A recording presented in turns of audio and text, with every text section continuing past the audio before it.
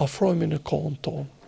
Forcimi shumë i sistemit të drejtësisë, goditjet disa herë tejet mundësive të tyre, sepse për hir të vërtetës, Zoti Velia mbushi vitin dhe akoma s'po del në gjyq. Zoti Meta, me gjithë problematikat e veta, i shkoi para burgimi shumë tepër se sa e gjithë ajo me e cila do pasojë dënimin, gjykimin dhe dënimin. Këtu në këtë rast e di që këta kanë hudhur shumë akuza dhe nuk i vërtetojnë dot. Po.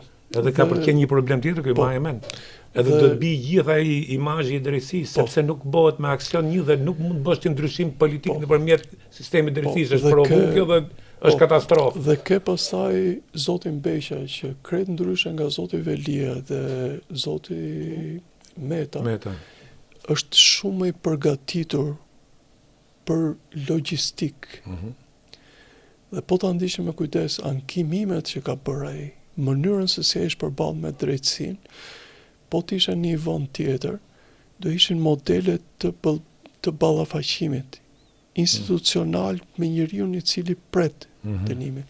Unë besoj të gjitha këto kanë treguar që drejtësia jonë është ankoruar më shumë tek të huajt për imazhin dhe kuptohet që tuajt justifikojnë punën e tyre nëpërmjet drejtësisë, sesa në problematikat në problematikat reale të drejtësisë. Ata kanë harruar që ata duhet i shërbejnë Shqipërisë më përpara. Ndërkohë që Zoti Rama i gjendur përballë këtij hendeku që e kupton shumë mirë, ka humbur pikërisht atë linjën e busullës se çfarë duhet bëj. E para i ka një angazhim ndërkombëtar publik që nuk do e prekë drejtësinë, madje do e ndihmoj. Ndërkohë që shikohet që ka sinjale edhe me opozitën që ata duan ta prekin drejtësinë. E para sepse një pjesë e tyre për hir të vërtetës ka tejkaluar çdo gjë. Dhe ne të dy po flasim për spakun. Por pjesa tjetër që merret me publikun, Zoti Demalie, është tragjedi.